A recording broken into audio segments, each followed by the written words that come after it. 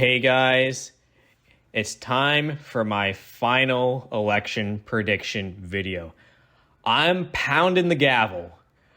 I watched the MSG rally and it just hit me in the face. This election is donezo. It's done. And I'm just going to say this straight up, okay?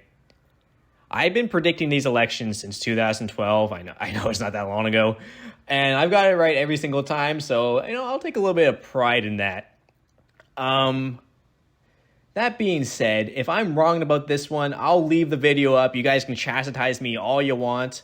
But I'm going to say it straight up right now. Kamala Harris is going to win. Okay? She's going to win. And honestly, I don't even think it's going to be that close. I really don't. We're going to get into the reasons why I think that later on. But let's talk about the individual swing states and why I feel they're going to go the way that they're going to go. This might be a little bit of a longer video, but it's going to be a pretty in-depth analysis. Because I've been asking myself a couple questions here and there. Ever since I released that last prediction video, I'm thinking to myself, did I do a thorough enough analysis on this one? And the same patterns kept on coming again and again and again and again and again. The evidence kept on showing itself to me. And, well, we'll talk about it. So, we'll talk about the states that I don't think are going to be, I guess safe for Trump, quote unquote. Not really. I still think that Georgia very slimly will go for Trump. But I think we're just going to get through this quick. I think Pennsylvania is going to go to Harris. I think Michigan is going to go to Harris. I think Wisconsin. And I think Nevada. Yeah, I think they're all going to go for Harris. Let's look at the polls real quick. Okay, if we look at Michigan, one pattern I keep on seeing from these polls again and again and again and again and again is that Trump, he might be leading in some of these polls, but he's never over 50%. Okay, we go to Wisconsin, never over 50%. We go to Pennsylvania. Sometimes he's at 50%, but by far and away, he's never has a strong majority. Never. Okay. Now you may be saying okay, but Harris also doesn't have a majority. What are you getting at? Trump is leading. Yeah, he might not be leading by over 50%, but he's still leading. The reason why I bring this up is because third parties are going to be a non-factor in this election. Okay? Nobody knows who the Libertarian candidate is. Nobody knows who Jill Stein is. Nobody knows who Cornel West is. Okay? This is going to be a very bipartisan election. And when Trump won these states in 2016, we have to remember that he didn't win these states by outright majorities. Okay? So if we go through these states individually, Wisconsin, 47%, he won the state by. And then in the next election, 48%. Michigan, 47, and then 47 in 2020. Pennsylvania, 48 and 48. He can't win an outright majority in these states. And in an election where third parties, I don't think are going to be a factor, he has to win outright majorities. And Trump, with his whole philosophy, we already know Trump's shtick. We already know who he is. I don't think he can pull off a majority in any of these swing states. I don't think he can do it. Where is he? I don't know where he's going to get that support from. And historically speaking, history is more on the side of the Democrats in this one. I mean, when was the last time a Republican carried an outright majority in Pennsylvania, Wisconsin, and Michigan? All the way back in the 1980s, almost 40 years ago. Okay, like it or not, these Great Lakes states, they more or less lean to the left. And especially in terms of social issues, which is a massive, massive part of this election. Okay, we have to keep in mind that this is the first presidential election since the overturn of Roe v. Wade. Okay, what Trump did with that move was he basically opened a jar of angry women to come out to vote against him with a vengeance And we've already seen the results of that. People are bringing up like, hey, the polls always underestimate Trump, so he's going to see an absolute surge in support. And if they're referring to 2020 and 2016, that's correct. But the one part that they always leave out is 2022. And people will brush that and try to brush it under the rug, like, oh no, that's a midterm, that doesn't matter.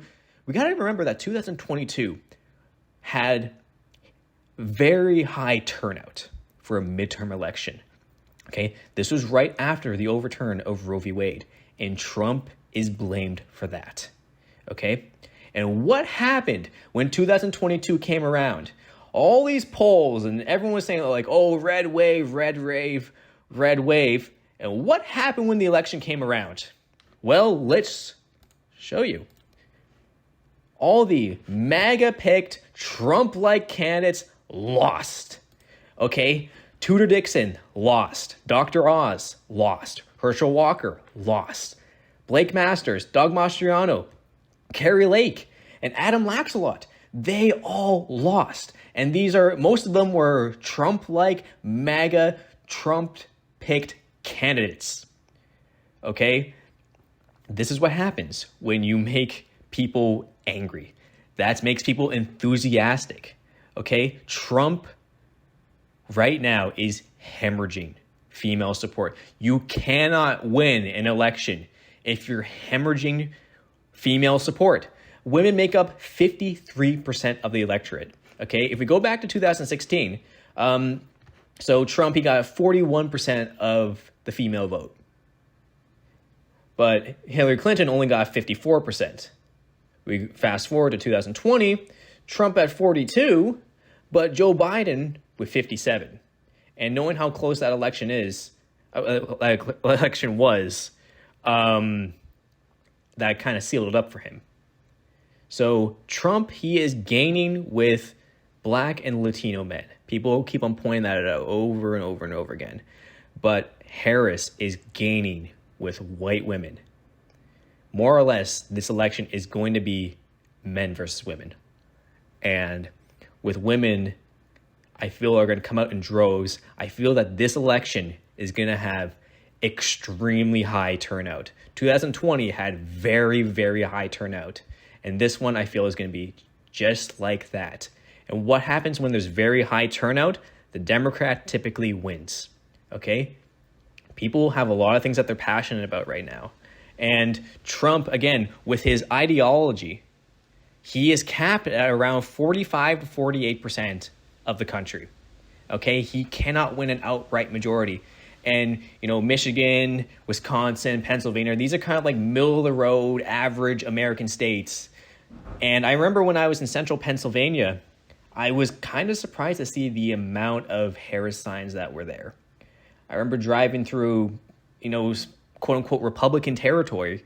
And, I think Harris has made a couple missteps, and I, cringe at the fact that she, brought Liz Cheney along. But I did see a couple signs that said Republicans for Harris. It is a thing. So we also have to keep in mind that this is the first election with Trump since January 6th. That definitely did turn off quite a few people. That those Mitt Romney type of Republicans, they're not feeling enthusiastic about Trump. Of course, you got the MAGA for lifers that are kind of come out in droves. But again, they're capped at around, 45 to 48%. And with the Great Lakes states, socially, I do feel that they lean a little bit more to the left. This election, Roe v. Wade, I think, was the number one issue. And, Trump, he could have hammered away on the economy over and over and over again, but he didn't do that.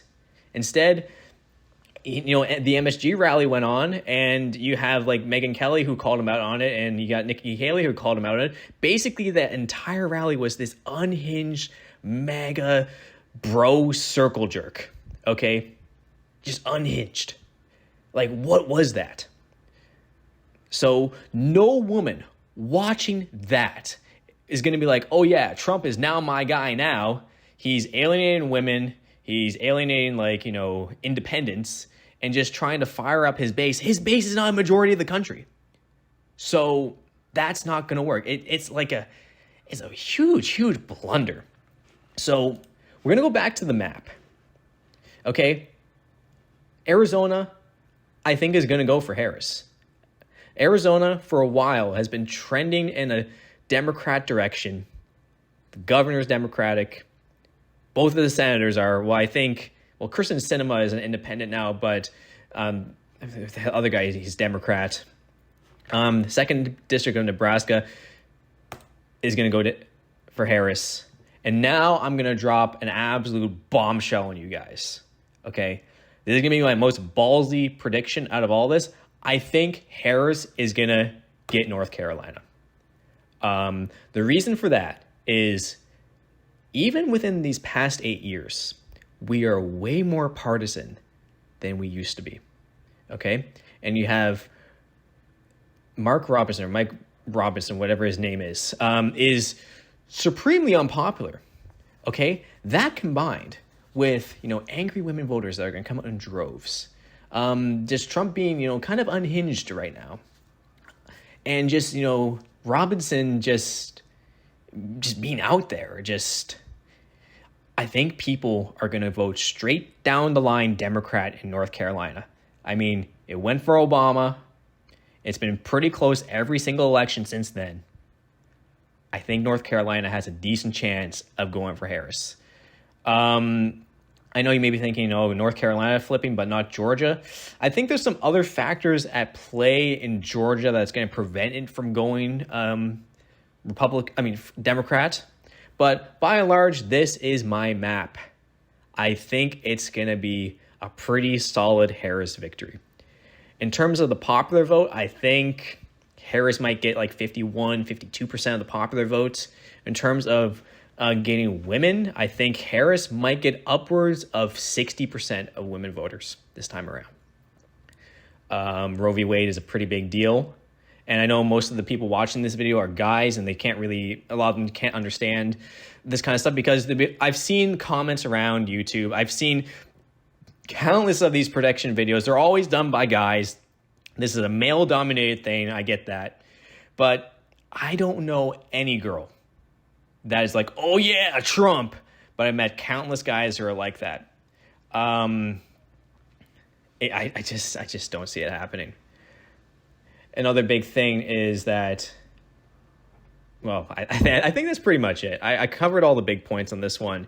Yeah, I don't think it's going to be that close. The writing's on the wall. The evidence is just showing itself to me right now. We're going to have a president, Kamala Harris. First female president is going to be the start of a new era. That's the way I see it right now.